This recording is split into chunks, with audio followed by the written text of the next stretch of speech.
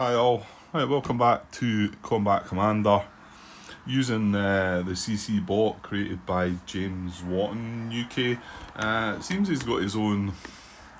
I just noticed that. Maybe I should mention the fact. I'm not quite sure what this is, but Rising Sun Studios. So whether that's his own business or whatever it is, but anyway. So yeah, designed by James Watton UK. If you look for him on PGG, and we're just going to play the first scenario, Fat Lipke. And yeah, the last part one was just an introduction, setup, situation, a couple of things. I spoke about this being track 4. Well, it doesn't look at that, although there's only 5 tracks, but there's 6 counters, and reason being, obviously there's 6 sides to a d6. So whenever we draw the white dice, we check here to see if it's got a 2. If it happens to get a 1, then it will fail and it won't carry it in any order that time. As long as it gets a 2 or greater, we'll then look at the black dice and it'll either be a 1, 2, 3, 4, 5 or 6. So here we'll be checking for a 2 or a 3 rather than track 2, you know. So I might have spoke about that slightly wrong.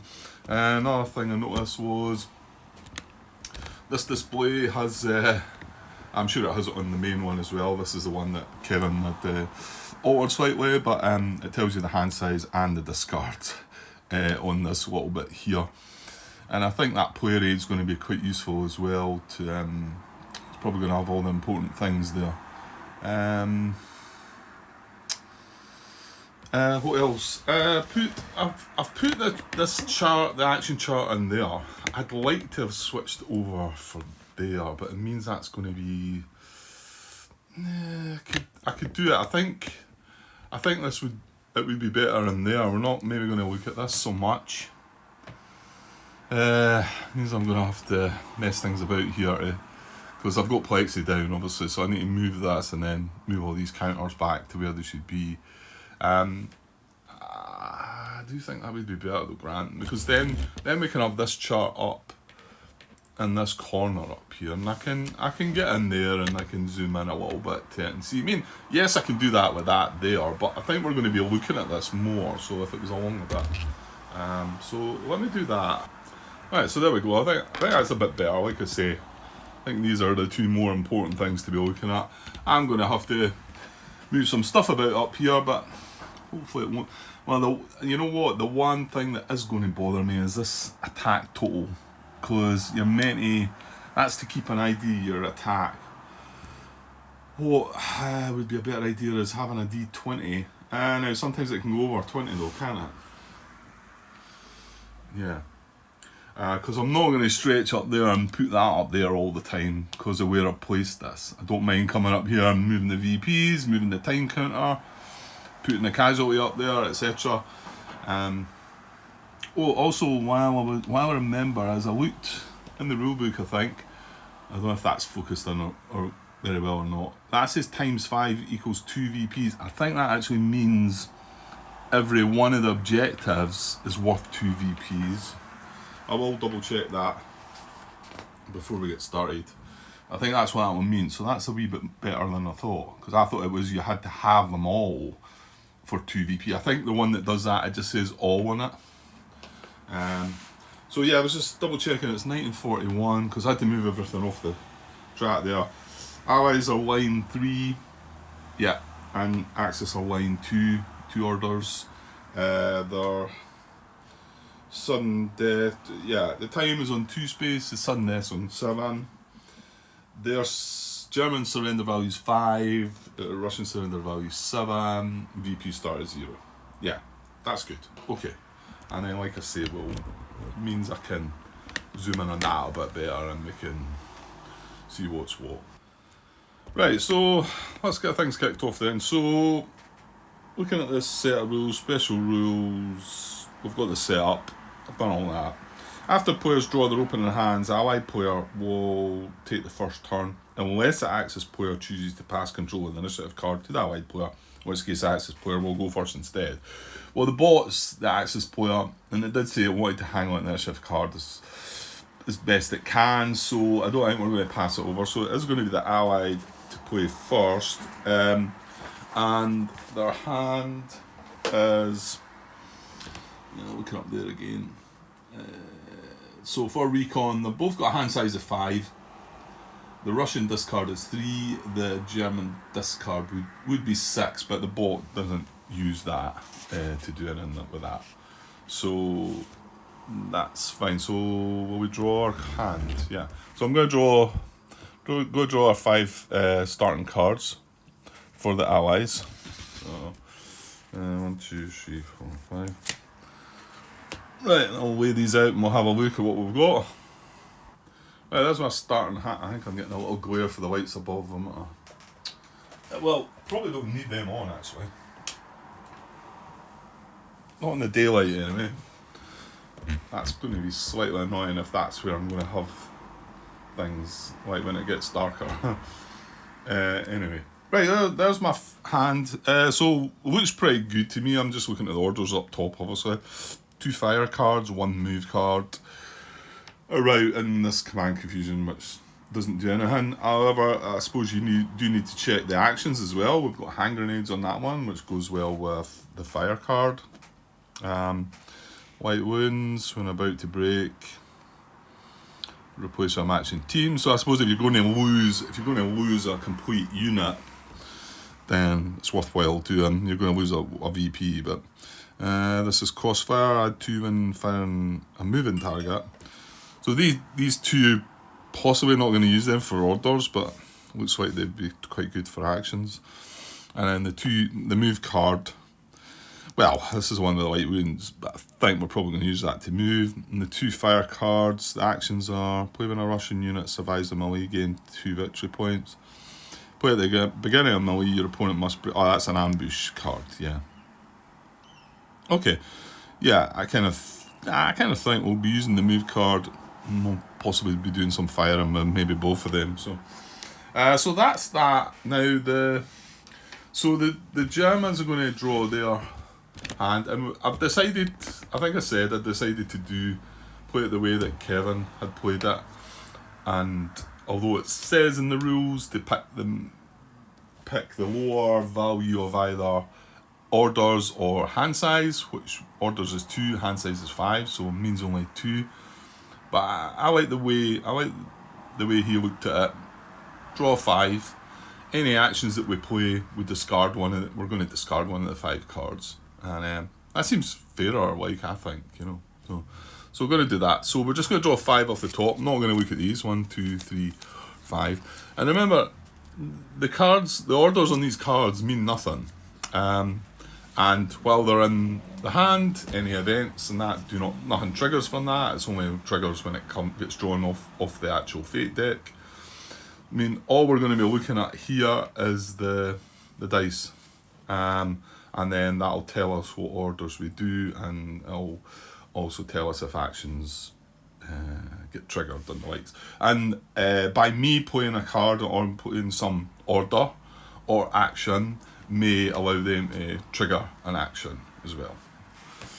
Okay, so I'm going first. So, right. So I'm gonna have to work out what it is I'm doing. First of all, let's just double check the VP, the objectives. So it says 2 is worth 1 victory point, 5 is worth 3. So 2 is there. That's worth 1. That's worth 3. So that's closer to the Germans. And then the other one says times 5 equals 2 victory points. So let me just double check that in the rules then. A sec. Yeah, it shows it there. This is on page 7 under 7.3.2 objective chits. That's the one there. Several objective chits show times 5 equals YVP, which means that the 5 objectives on the map are worth YVPs each, and the one we've got is 2. Y is 2. So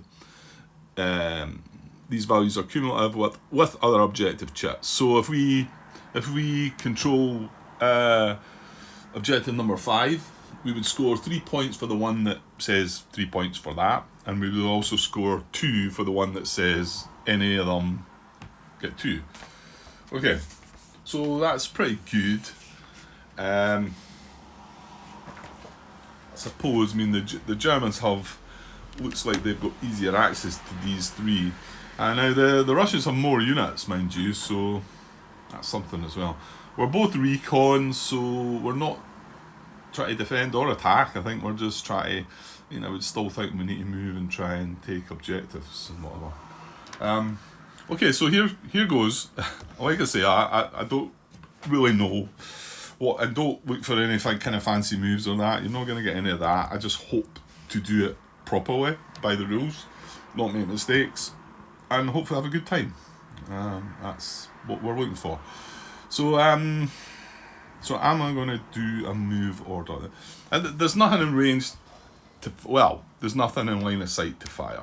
I did look, I think, I haven't moved these admittedly, and this, I believe, might have line of sight on this hex, but it's only got the light machine gun there. If I'd put the medium machine gun in there, then it would have been able to fire there, but that's fine. Well, I wonder if I should move them though. Because, I mean, set up, I wouldn't have known.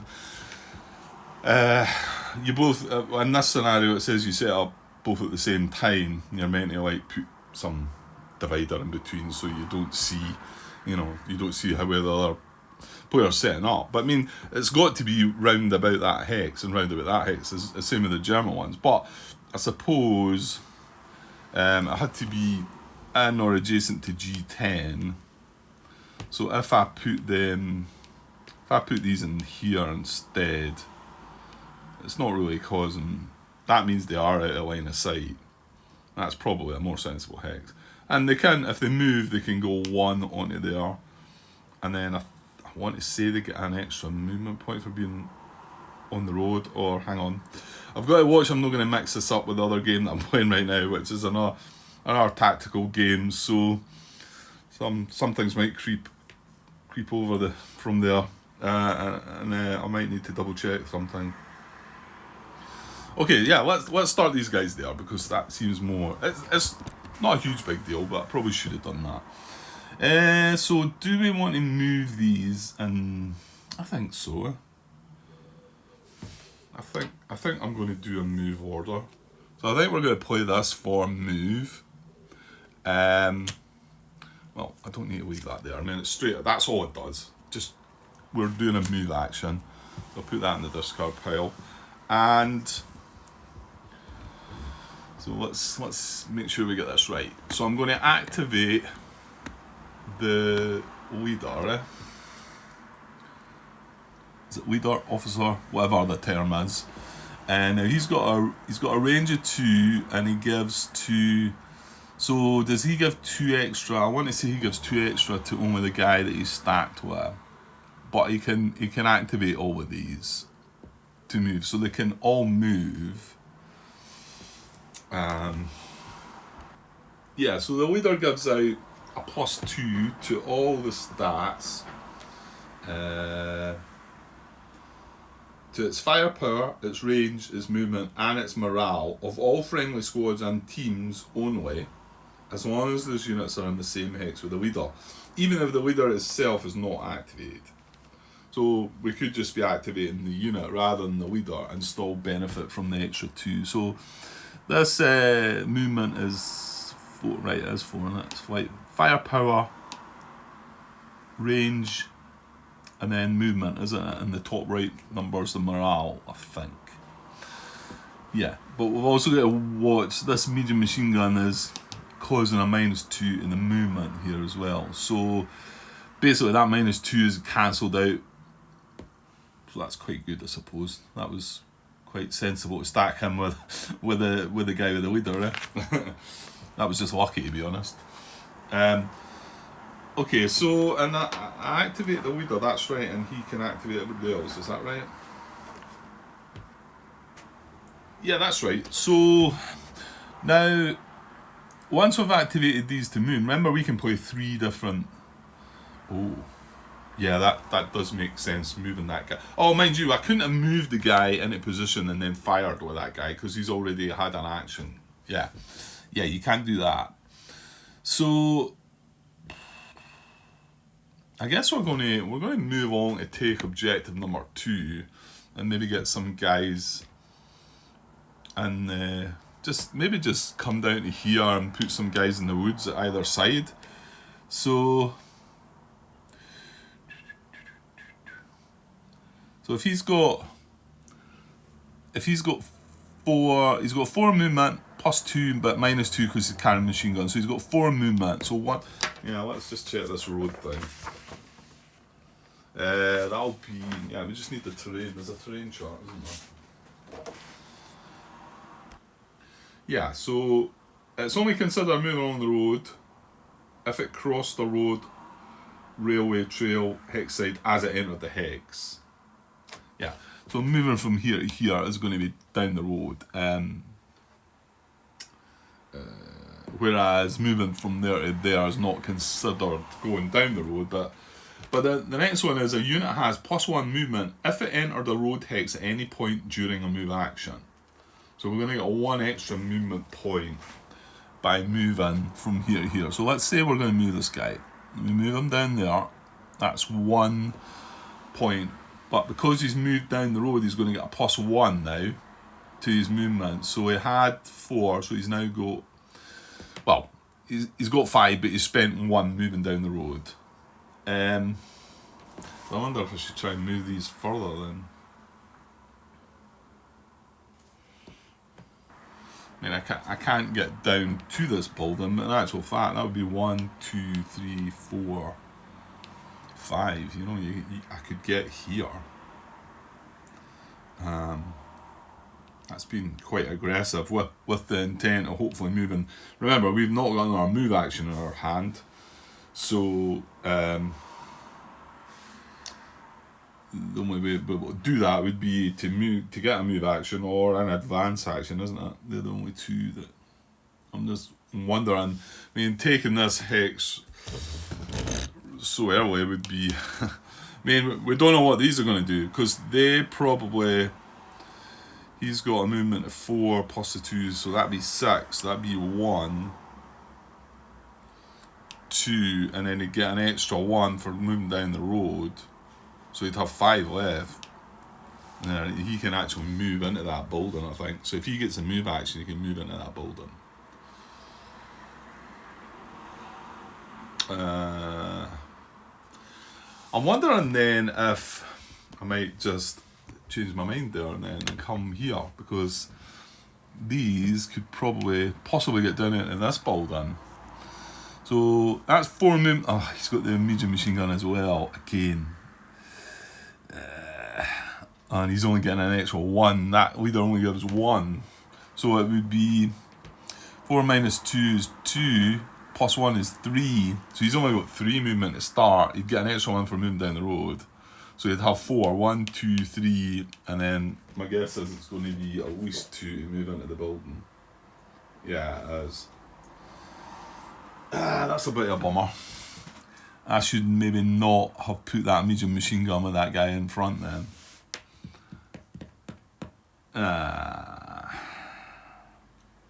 Well, you can't really change that now, Grant. That's a bit cheeky. So... Right, okay, well, we'll just stick with what we're doing then, I think.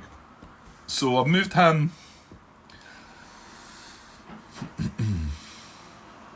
I don't know how far to come along. If I was to get along maybe here, and then next turn I got a move order, it'd be 1.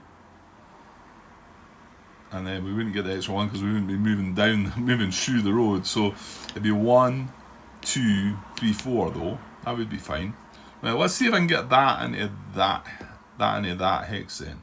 So I moved from there with a movement of, well, 5 in total because I'm getting the extra 1. So that's 1, 2, 3, and then is it 2 into the woods as well?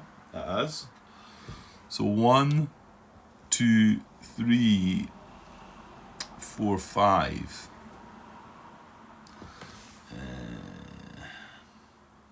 Now, with all that movement there was nothing that the Germans would have been able to see, because we've got to watch for that.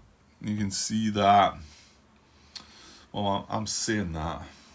This light machine gun's actually got a range of 8. 1, 2, 3, 4, 5, 6, 7, 8. So, but does it have line of sight from there? It does, doesn't it?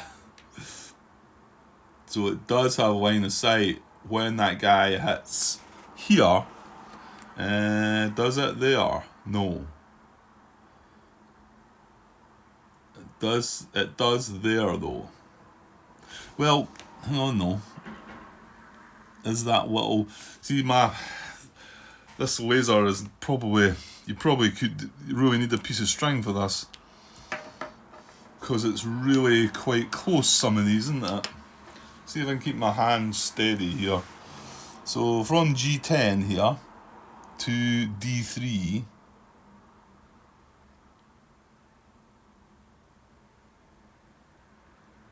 Oh, that's hard.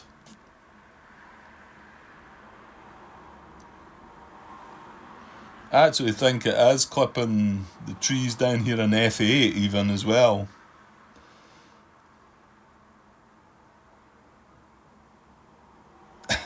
It's a bit tricky, it's a bit tight, like. I think it's just clipping the ones there. I wish they weren't quite as tight as that, because you know, the little laser gadget's usually pretty good for these things, but right, I'm going to say that was touching there, because I don't really have another device. Now I used to have a bit of string somewhere in another game, right enough. Hang on. Actually, it's really close, so I'm going to give the benefit of the doubt to the Germans and say that they do have line of sight there.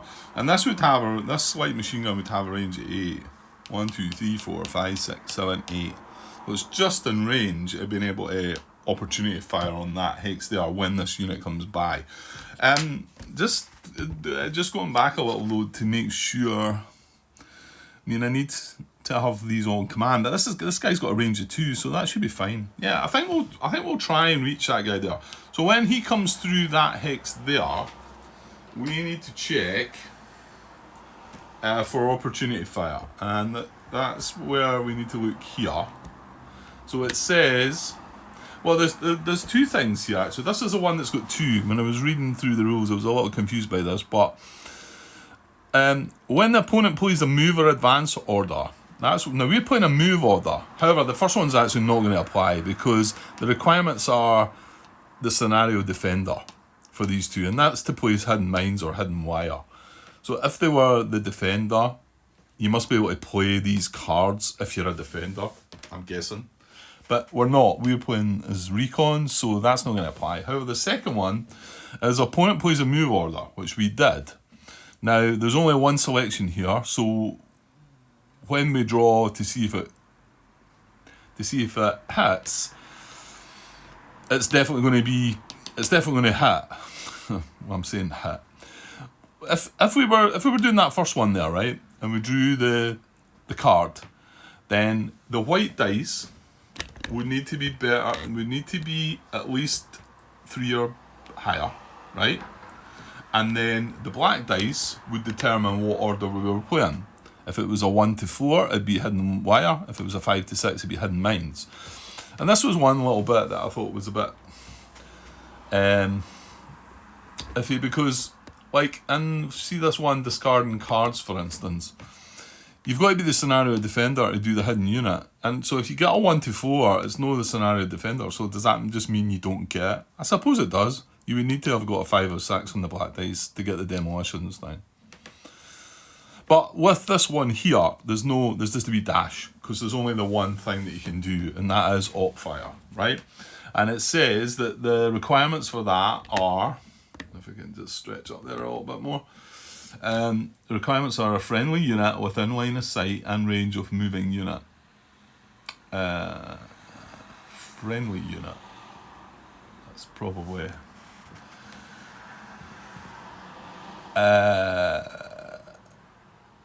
friendly unit with sorry, I'm reading it in my own way. Yeah, a friendly unit that's got line of sight on range of the moving unit. Yeah, sorry. Okay, so that's what we've got, right? And it's just in line of sight. So So our target and roll for a recon is going to be a 6+. It's not the USA, so you're going to have to get a 6 to do it. But first of all, to see if we're going to reach that drawing of the 6, we need to see if the action's going to actually apply. So we're going to draw a card, and we need the 3 or greater on the white dice, right? And that comes from this the American deck there. So I know I've got a bit of shadow here because the light's coming in the window. I think what would be better would be to move that somewhere. You know what? I'll just put it up high there, because like the initiative card, if it's over this side of the table, it's the Germans, and if it's, well, I suppose the Germans are down here though, aren't they? No, that's going to confuse me. I know the Germans have got it just now anyway. Just that I've got a bit more light here. Well, I suppose I could have moved them along a bit. No, that's fine. That's fine. Right, so we're going to draw the top card of that, and we need the 3 or greater on the white dice, okay? There you go, we've only got a 1. And you can see that as a jammed result in it. But that doesn't trigger. We're not drawing this card for a die roll as such, and it's coming from this action deck, if you like, not from the fate deck. So that basically means that the action didn't succeed, okay? So let me just check this. I think with the action not succeeding, I think this drops down. I think this drops down in 2 occasions. One if the action doesn't succeed, and one if there's no order, if the order doesn't do anything. If you get an order you can't do anything with, that drops down. I want to say that, but hang on.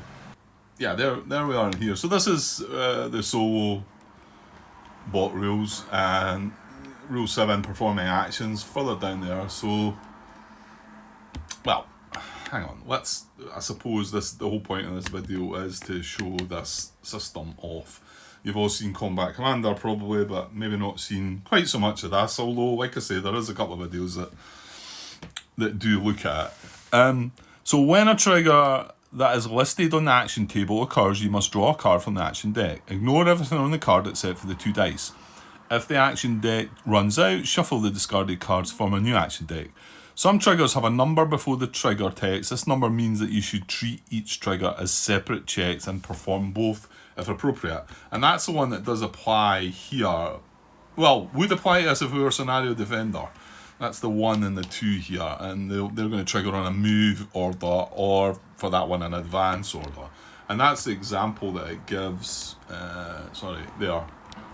It says opponent plays a move order. This is an example, and the bot is Scenario Defender. The bot first makes checks for 1, opponent plays a move or advance order trigger and tests for hidden mines or hidden wire. Once completed, the bot makes a second check for the 2, opponent plays a move or advance order trigger and tests for opportunity fire. Well, we're only doing 2 here because we're not the Scenario Defender.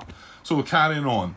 If the white dice number is a 6, and this is something I didn't mention, if the white dice number is a 6, the bot will make an additional action check after this one. Now, this was something that Kevin done in his playthrough that I was a little unsure about. His explanation of how he was seeing it made sense, however. But let's just say we'll come to that. Well, basically what he was saying, if you rolled a 6 here, right, then you're going to succeed clearly because 6 is the highest number, and you're also going to get an additional check. If you then go and make the first check and you fail, so we've failed the opportunity fire, he's then saying that you wouldn't then check this again because it's clearly not got an opportunity fire card in its hand, so why would you check it again? And it kind of makes sense there, I get that, but then why would you do another check here? I suppose you could do another check and it could trigger a different action. Not in this case that we're in, it can only trigger op fire. So I'm not sure how to deal with that one. I mean, it doesn't really say that you wouldn't check it again if it was the same action, you know. But I could see what he was meaning, really, because if it fails, it means it's not got a fire card in its hand. So why do you then check it again? It can't then sort of sneak a fire card into its hand. But I don't know. Anyway, we'll decide what to do if we ever get when we get the 6. So yeah, if the white dice number is equal to or greater than the current action track target number, then the track test has passed. Well, we didn't get that. If the track test fails, this is what we got. Move the action track token down 1 space. So we failed because we got a 1, we needed a 3, so that goes down now, another 1. You can see it's heading down to the 2s, which will make it more, I'm going to give it more a chance of actually triggering. And just coming back to look at this, I suppose, might as well just read this out. If the track test succeeds, find the matching action for the number on the black die. Well, the black die here was a 1. And then, so you find the number of the black die, you choose a special action for a bot's fire trigger, or use a single entry for those where this is only one possible action, marked with a dash, which is what we had. So there's no, we wouldn't be checking to see which one we were doing, we would just be doing op fire here if we had succeeded. And then the requirements are checked. If the requirements are not met, this action check ends. Well, to me here, I don't think you should be drawing a card if the requirements aren't even met. I mean, what is the point in that? Well, I suppose, hold on, what is, there could have been another action in there that didn't meet the requirements. So yes, say it was a scenario defender, then that would be a requirement. Well, that would fail because yeah, so that does make sense, sorry. The action check ends. If the requirements are met, a new card is drawn from the action deck. The white dice is then compared against the target number for the action. If the target number test passes, reset the action track token to the topmost space. The action must be performed. If the target number test fails, this action check ends. So what that means is, if we had passed, we would have drawn on our dice, and to get op fire, we would needed a 6. So if the next card was a white 6, we would have then done the op fire. And this would have moved back up to the top there and started again, and gradually it'll move down. You can see it's going to then be harder. So now we moved that down 1, didn't we? Yeah. So that would reset, and then you would carry out the op fire. If that test fails there, if they didn't get a 6, then if you didn't get a 6, the action check ends, but this wouldn't have moved. So if we succeeded at the first thing, then that doesn't move, and if we failed at the next bit, that still doesn't move.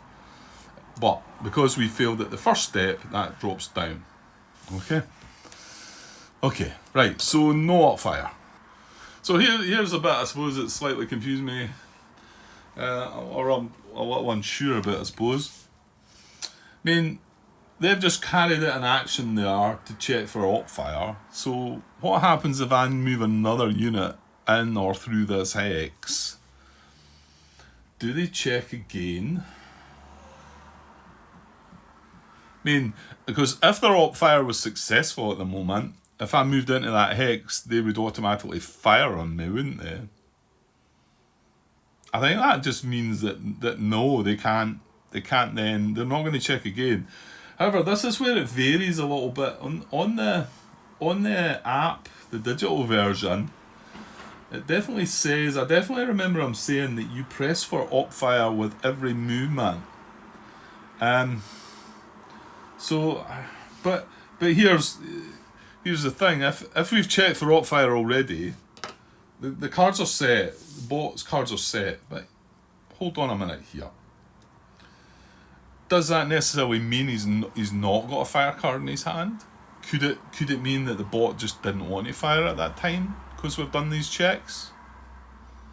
I'm not sure. I don't know.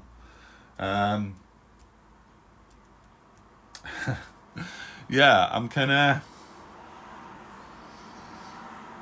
unsure. I mean, if I go to move this and I go 1, 2, and then normally as if you're playing 2 players, then you would have, the opportunity. I could say stop, wait, hold on a minute, let me check for, I might want to check for opportunity fire, blah blah blah.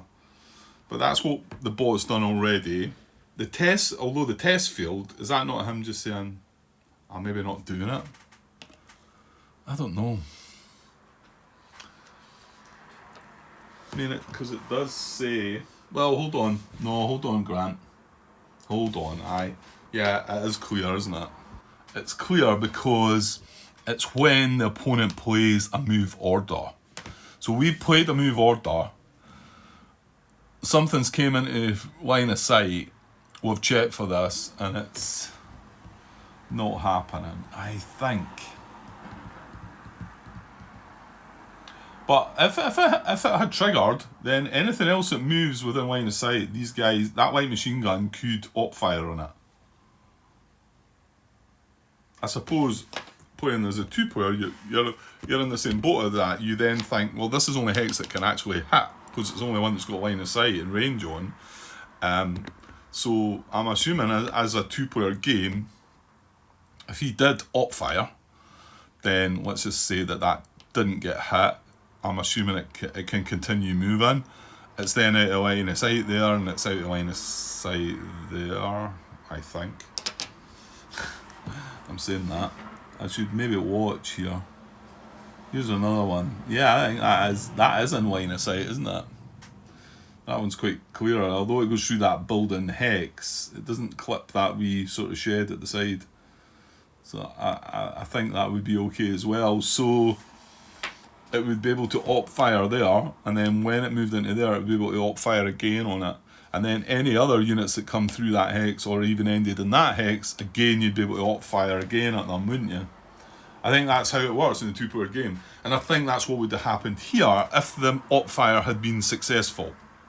However, it was not successful, and it only gets to check this. The trigger is when the opponent plays a move order. So I'm not now playing another move order, I'm just moving all the units that I've activated.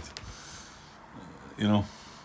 And I'm not sure here as well if you've got to decide right away who you're all activating. Let's just say I've activated everybody, because I'm just going to move them all down. But I'm not sure if I've got to do that initially right at the beginning, or I can sort of change my mind and say, well, actually I'm not going to move that guy, I'm going to leave him there. That feels a bit wrong. Maybe you've got to decide right at the start of the order who's all being activated. Okay, well, it's not going to affect you here. I'm activating everybody. So, right, so I think these guys are free now to move down. Okay, so yeah, that is a slight problem, because this is now going to be in fire range, isn't it? So, but we kind of want to take that oh, hold on. Is the objective not just taken when you move through it, Grant? I would think it probably does. Yeah, sometimes you start off with control of certain objective hexes, but not in this scenario. But just looking at page 7.31, control of objectives. It says, in some cases, objectives may begin the game uncontrolled by either side, which is what situation we had. These should not contain any control markers. Otherwise, once play commences, the last player to have solely occupied an objective should place flip the control marker over within that objective to match the nationality he is commanding. So the last player to have solely occupied,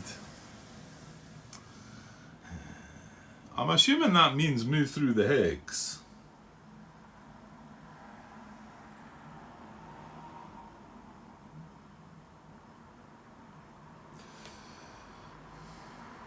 To have solely occupied an objective. Yeah, I think you're trying to read too much into that, Grant.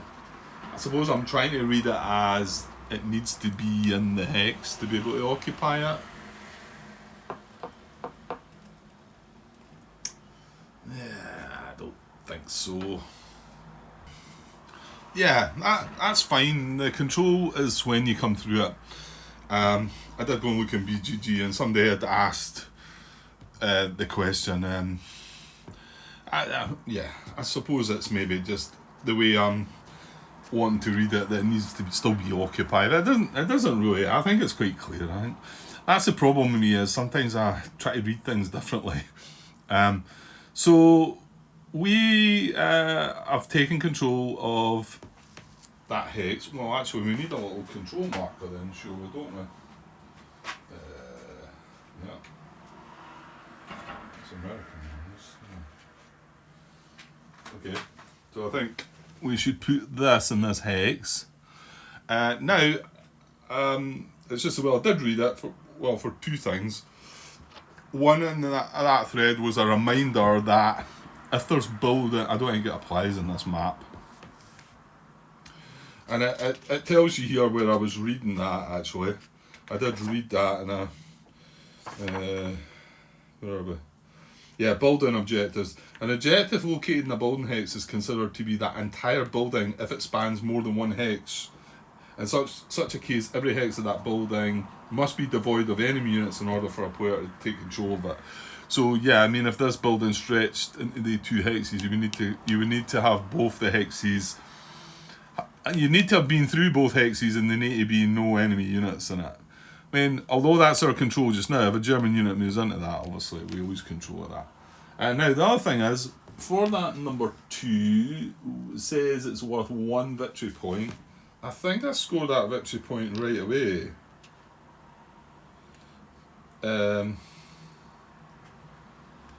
Immediately, no.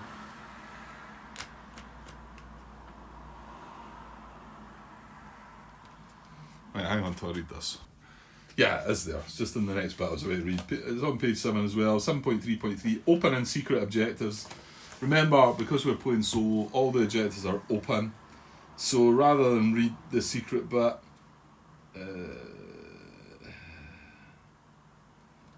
I don't know if you can score them right away or not, or if they need to be scored at the end maybe. Open objectives award their VPs immediately during play of the game, whereas secret objectives usually award their points at game end or whenever they are revealed. Okay, so we're playing all open objectives, so they happen right away. So stretching up there, we've just scored 1 victory point for the Allies because that objective was that one there. Objective number 2, 1 victory point, so we've got that. So we're ahead. Right, so let's continue moving our units then, and then without the fear of any op fire then. Well, I say actually without, well, yeah, I mean, yeah, I think so, because it says opponent plays a move order. I was just wondering there, let's just say, because it was this that was able to op fire, what if we move the unit within line of sight of these while we're doing this move? I don't think they get to check again though, because it says opponent plays the move order. We've played the move order. We're just moving the units now. I think it only gets to do that once. Please let me know if you know for sure if I'm getting all that wrong, because that's quite important, isn't it? Right, so let's get these other guys moved in. So he's going to have a movement of 4. Yeah, we don't get any addition. Well, what he will get 1 more by moving down the road. So 1, 2, then he'll get an extra 1. He'll have 3 more left. 1, 2, 3. You could maybe do that, yeah? So 1, 2, then 2 left, but he gets that +1 now, so he's got 3 left. 1, and then 2, 3 into that woods there, just to get a bit of cover really. Now stacking is 7 little figures, so you can see these, are they squads? Is it squads and teams, I think? Right, that's on that player aid, I think. Where have I put the player aid? No, that's a terrain shot. Player aid, I think it tells you about the... Yeah, squad is the 4 figures, team is 2 figures, a leader is 1 figure, and well, a hero as well as 1 figure. But stacking, you can have 7 figures in a hex, so you can't have 2 squads, but you can see you could have a squad, a team, and a leader, or yeah, any combination of, you'd have 3 teams and a leader, sort of thing. Maybe that's why it's slightly more beneficial to have things split into teams. The teams aren't as strong though, but there's events that come up that give you the option to split your squad into 2 teams. It doesn't look like, but maybe for stacking purposes it might be quite a good thing. I don't know. I suppose 2 teams is the same as a squad, but they could stack a bit better. Maybe, I don't know. Okay, so Where are we now? 1, 2, 3, 4. I've got right. I want that light machine gun probably down in here then, don't I? If I can. So and it's no movement restriction. So it's got 4 movement. 1, 2, 3. I think I'm just going to move that in there. 1, 2, 3. And stop that there. Right, that means yeah. So the leader, I don't know if I need to move the leader last or not. I think as long as I've said I've activated these, it's fine. So where's... I suppose I'm going to have to put somebody on that road, haven't I? I think he still gets the terrain bonus, but because he's on a road, I think there's a -1 to that for being on a road. So hang on, what about this guy? Can't we put somebody in the back here maybe? Yeah, let's move this guy 1, 2, 3, 4. So let's move him down the road and move this guy 1, 2. Maybe he's going to have 5 movements, so he's got 3 left. And maybe just in there.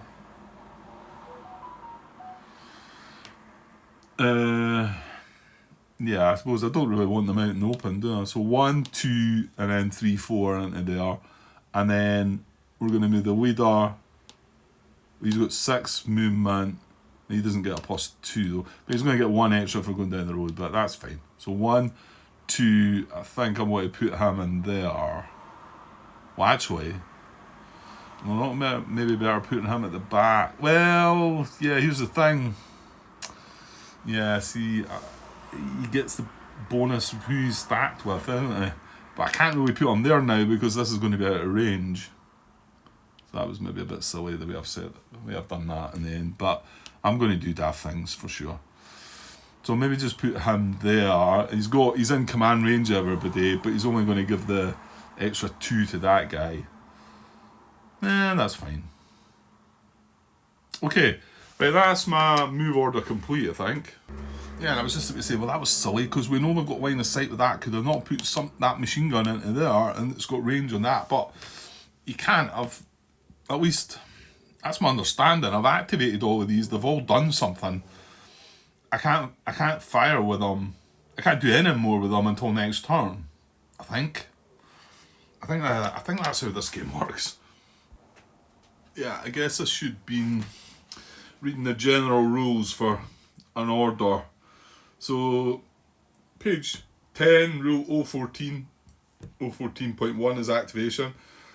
To perform or give an order, the active player only must reveal a card from his hand and announce that he is performing the order listed at the top.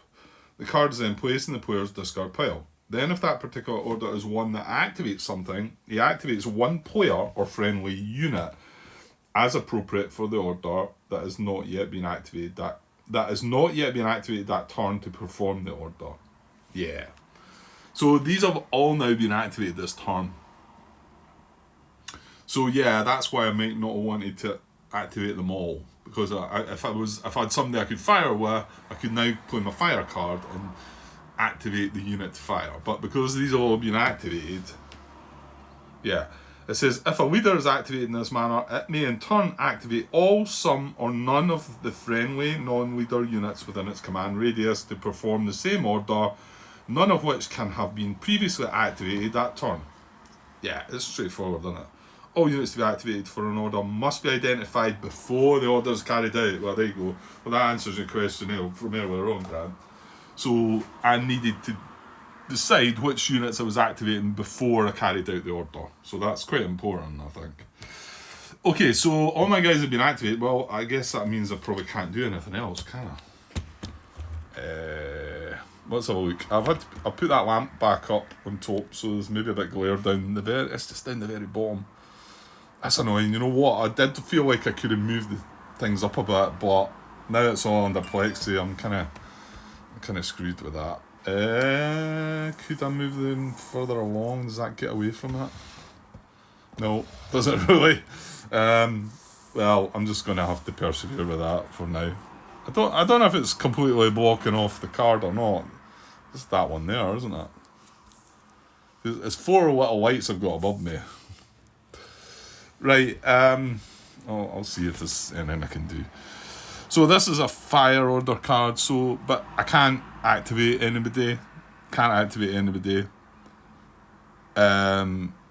Route is, well, actually, I need to look at each order, but route needs to target a broken unit, I think. Oh, no, it needs to target a player. Does the route not target a player? Route and recover, I think, target players. Let me quickly find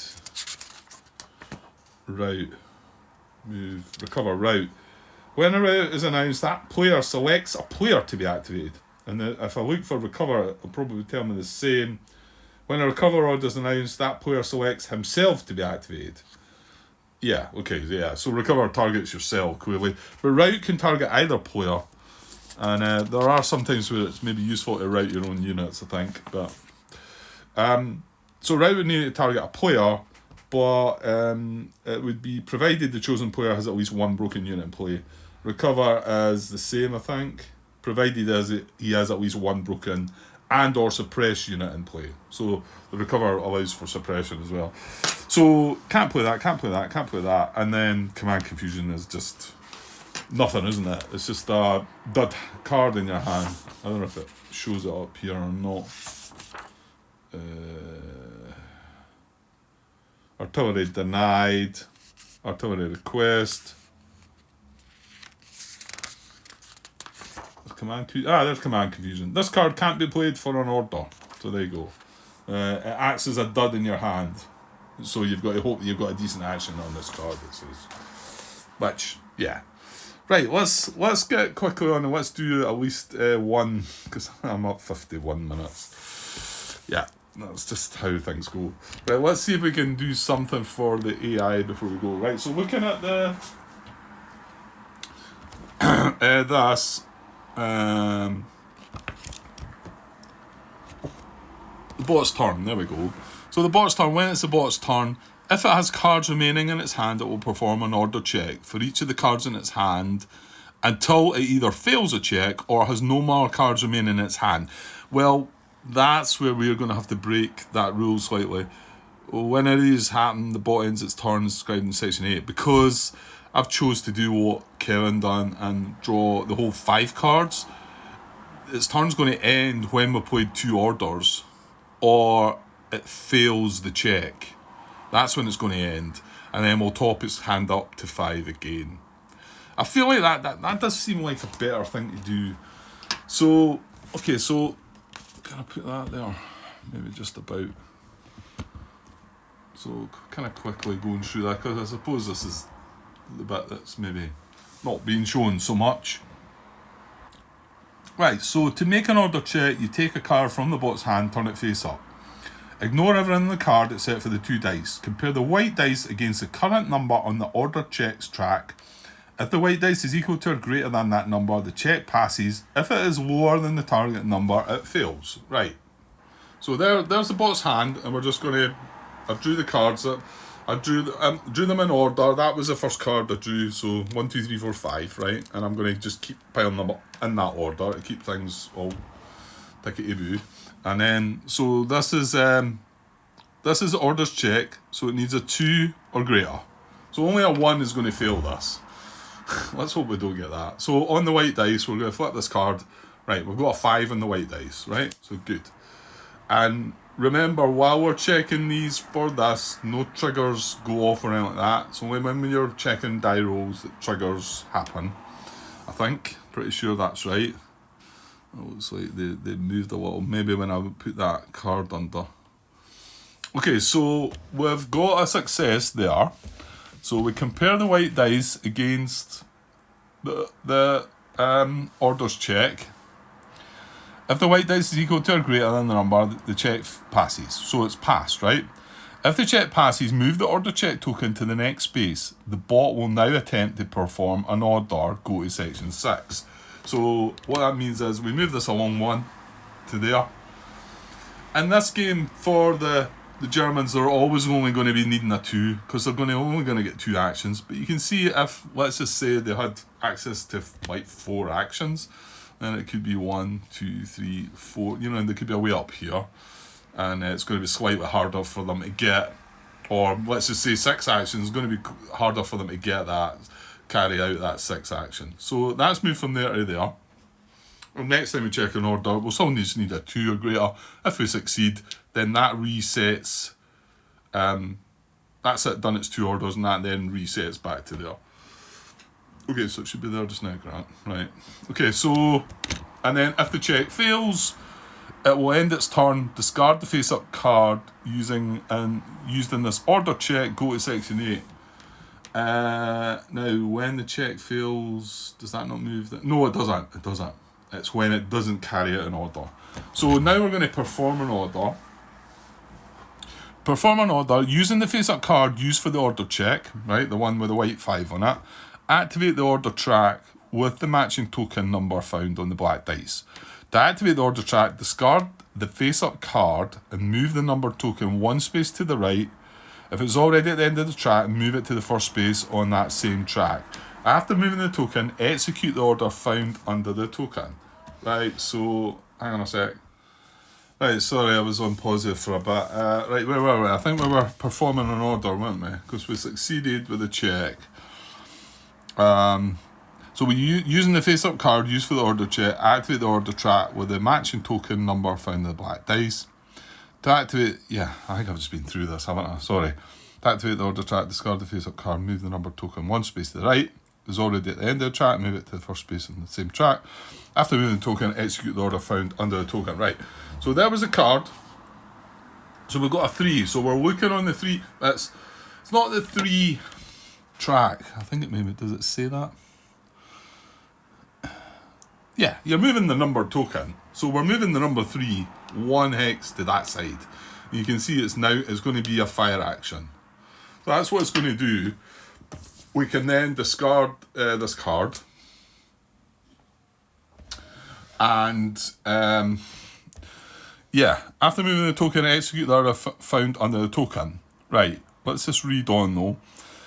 If it is not possible to execute the order or the situation does not make sense for the bot to perform the order, instead move the action track token down 1 step. That's the other track. We move that down 1 step. If the order has a coloured background, this is a special order.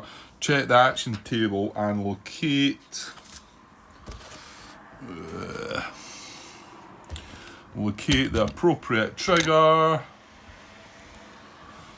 to see if an action will be used during this order. See section 7 for more details on performing actions. Once an order has been completed, return to section 5 to check for the bot's next order. If it has no cards left in its hand, proceed to section 8. And remember, we are saying if it's had 2 orders, we're going to go to section 8 and end the turn. We're not going to base it on the cards because we're doing it slightly different. So fire, well, can it? Well, I want to say that the white machine gun should be able to, shouldn't it? So it's wanting to do a fire order. And well, just quickly looking there, even if any of these were in line of sight, which I don't think they are, you can see the best range these guys have got is 5, so not going to reach there. And most things are too far away, but this machine gun's got a range of 8. So 1, 2, 3, 4, 5, 6, 7, 8. It can see that hex. It can reach that hex. We did decide that was in line of sight. Yeah, I mean it's a bit. I was given the benefit of the doubt. Really, it's quite close to clipping there, or possibly clipping the woods as it goes towards the centre dot of the hex. I wish they weren't quite as neat as that, but maybe we're going to see a bit of that. And then hold on. Did we not say this guy was also? Yes. So he's 1, 2, 3, 4, 5, 6, 7. He's within range as well. So there's 2 of them within range. Let's look at the action thing. Right, opponent. That's opponent. bot plays a special move order, bot plays a special fire order. It's not a special fire order, it's just a straight up fire order. Oh, I meant to mention these. Yeah, I wanted to mention these tokens that I found, because I was like, I need to find something that's got a 1 to 6 with that. So I was like, right, I thought I had something, and then no, it wasn't, because the 2 was on the back of the 1. I thought, well, I need each individual counter for each one. And then I thought, this is based on the Chronobot from, what's it called again? Anachrony, isn't it? Anachrony. Which I've got that game, right? And I thought, if I've got that Chronobot, I think you had to, the newer version of the Chronobot, I think you had to do it yourself, you had to make it yourself. And I thought, I wonder if I've got tokens. And right enough, I had these tokens in the game. So I thought, well, I'll just borrow them out there. And I want to say that these might be from Warfighter. The game, Warfighter. That's what I'm thinking. I'm not 100% sure. So just in case anybody's wondering where they came from. But I thought they fitted in quite well. They're the right size for that space, and they're numbered 1 to 6. So anyway, okay, back to what we should be looking at. So that's a possible. We're going to say. So which one is he going to fire at? Well, they're both in. Well, hold on though. This one's in woods, but it's on the road. This one's in woods. So let's get the terrain chart. So if it's in woods, the cover is 2. But it's got a double asterisk, airburst, a mortar, radio. Right, we're not doing that. So it's got a cover of 2. But where's road? There's road. Cover is -1, see? So, do you take the cover off the hex though? I think so. I think we still, because the woods goes through that hex. But there's also a road goes through that hex. I think I might need to just double check the rules for that. I'm pretty sure I did read through the rules quite recently. So give me a second though. Right, so on page 22, it's got all the different terrains. These are under rule T for terrain. So this is T93 road. It says cover none. However, the cover of any other fortification or terrain within a hex containing a road is decreased by 1. Yeah, so it gives a sort of example. So a building hex with a road going through it has a cover of 2, 3 for the building, modified by -1 for the road. So yeah, so that's the same for us. So it's 2 for the woods, but a -1, isn't it? Because it's a road going through it. So he's got a cover of 1. And he's got a cover of 2, so it makes more sense attacking that, doesn't it? I suppose this one's got the machine gun though, and it's only a difference of 1 grand, isn't it? And these are the things that we've got to decide for ourselves. The AI system is telling us to do a fire order, so that's what we need to do. That's the card that we want to play. The only unit we can fire with that's got range is this machine gun. It's got a strength of a firepower of 4. It can hit that or that. I think the fact it's got the 4, see, it's not benefiting from the leader and the hex as well, isn't it? It's just getting 4, isn't it? There's no elevations on this map, so there's no benefit there. So it would just be a 4 in whatever we drew. This would get a 1 added to its morale for 9, and this would get a 2 added to its morale for 10. I want to say it's probably. Thing is, if we do hit that machine gun, we take that sort of out. If we get the guy. Well, actually, if he's broken, can he still use the machine gun? If he's just pressed, he can't use the machine gun. I think it's just suppressed, actually. Yeah, I mean, it does say suppression. Weapons themselves cannot become suppressed, but a suppressed unit cannot fire any weapon it possesses. Well, it's got a wee 0 weapon in the upper left corner of the suppressed marker as a reminder. Right. So yeah, I think if the unit's broken though, I think its stats are reduced, but it can still use the weapon, I think. Okay, I'm wrong. Attach weapons. This is on page 5, 3.2.3. Attach weapons. Broken units cannot fire weapons. A weapon does not break or unbreak solely because its controlling unit does, and vice versa. So yeah, so broken or suppressed, they can't fire their weapon. So yeah, we'll go for the guy with the weapon then. I know he's got one extra point, and it's probably unlikely to hit this. So I'm going to draw a fake card. Our firepower is 4 only, and we're firing on this. So 4 plus whatever we draw. Is that right? And we can't create a fire group because that's the only thing with range is the actual machine gun. Yeah, so 4 and then plus the die roll. Oh dear. That's bad, isn't it? Because it's got 2 and it's a jammed result. I think that might mean the machine gun breaks. Okay, so we've got 4 plus 2, which is 6, but we need to check the jammed result. Right, hang on, could that not tell us on maybe the player aid? There we go, jammed. Break all firing weapons. Not applicable to target and rolls, radios and mines. Right. So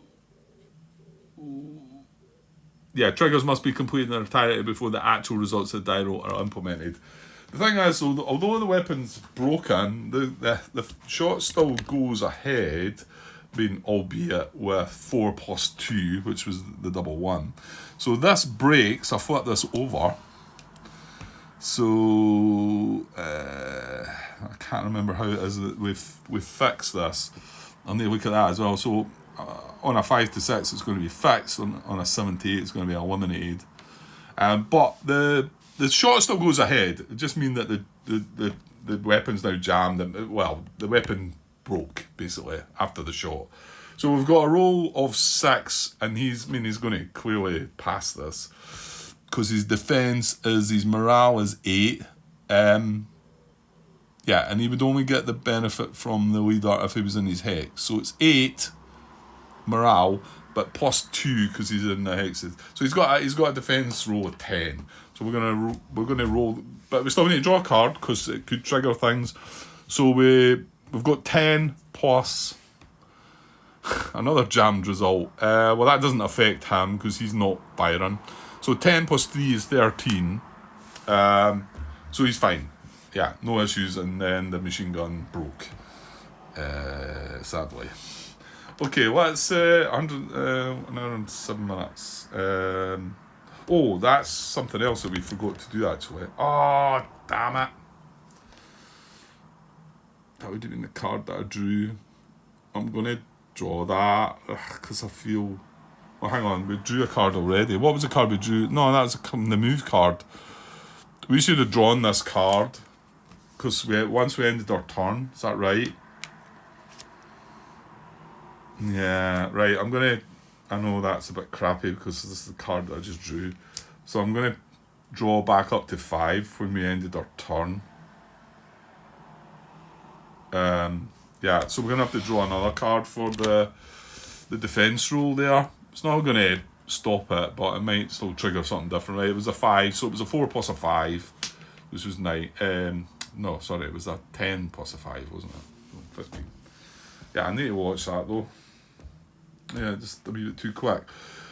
Okay, that was them had the fire order. So this one has had an activation, and it was just that guy. Now, was it him that was activated? Yeah, it must have been, because he's the one that fires the machine gun, isn't he? Yeah, I think so. How do we fix that then? Is it... Let me look into that. So page 9, broken weapons 11.4. When a weapon breaks, it's flipped over to its broken side. A broken weapon that breaks again is eliminated. Whenever a player checks... So hang on. A broken weapon that breaks again is eliminated. So hang on, can this still be used?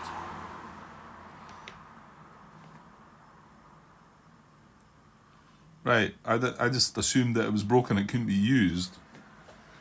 So how can it break again? Well, there might be another way of it breaking. Because I can't fire with it. Surely, it's broken. Okay, my guess is that there's another way of that weapon breaking again that's going to eliminate it, I think. Because I don't think I can fire with it. That doesn't really make sense, does it? So anyway, whenever a player checks for a random hex, either via sniper or due to certain events, the hex number is compared to that on every broken weapon in play. This happens before the result of the event sniper itself is implemented. The number falls within that weapon's fixed range. It is flipped back over to its unbroken side, available for immediate use. If the number falls within that weapon's eliminated range, it is eliminated and placed in the weapon space of the casualty track. Otherwise, the weapon remains broken. So yeah, so it's when we're checking for a hex that's going to be checked. Okay, good stuff. Right, so well, we're still with the AI. Remember, they've only carried out one of their two orders. So I'm going to quickly do the next order and then wrap this up, I think. Or am I? Yeah, probably should, yeah. So let's draw another... this is the fake card, isn't it? That's a fake card we draw for this, isn't it? That's what I drew the last time. Order checks. Take a card. Oh no, it's from the hand. Of course. Sorry. Yeah, it's coming from our hand. Right, so we need, again, you need just a 2. Right, so we flip this over and we get a 2. So that's a success. So it's a success and this would move on to here, right? But that's as far as we can go. That's why Kevin, when he played it, he put a little marker there to sort of say, right, that's as far as you can go. Now you've got to reset. But we've got a success, and the black dice is a 6. So we check, we move the 6. So there's a 6 there. So we're moving that to route. Right, so they want to carry out a route action, which they're not going to be able to do because there's no broken or suppressed. I think it's just broken actually. Isn't it? There's no broken units on the map, so we can't target either player that's going to do anything. So that's it. So he can't do anything with that action. So basically, we just discard that. But because of that, we then drop this down 1 on the action track, so that there's a better chance of an action happening because there was no order. And then because that's the second order, this now resets back to there. That's the end of his turn. We check his hand size. He's got 3 cards. Most of the time he's probably going to have 3 cards, and that's why we should maybe only have 2 cards and then we've no cards left, and it's easy to work with that. But I still like the other way of doing it. So we're going to draw 2 more cards and we're going to pop them underneath, and that's him back up to his hand size of 5. And then, yeah, like I say, any actions that get played, I'll discard a card for them. Okay, so it's back to us again. That's it, isn't it? Yeah, well, I'm at an hour and 13 minutes with that, so I'm going to just stop this video. But what I think I'll do is I'll maybe start another one. I'm going to watch the football tonight, supporting my country, Scotland, against these Germans. Yeah, we'll take them. They're easy. They're the easy one in the group. It's the other 2 teams I'm worried about. I'm not worried about Germany. We'll tuck them away. Yeah, right. Okay. So that's shortly. I want to say it's about 7 o'clock now, so I think it's kicking off at 8. So I'm going to go and watch that. So stop this, but I'm just going to come straight back with part 3, and we'll have another little bit of play before I have to stop for the night. Well, I might come back after the football, especially if we won. Yeah. Okay. I'll be back later. Cheers.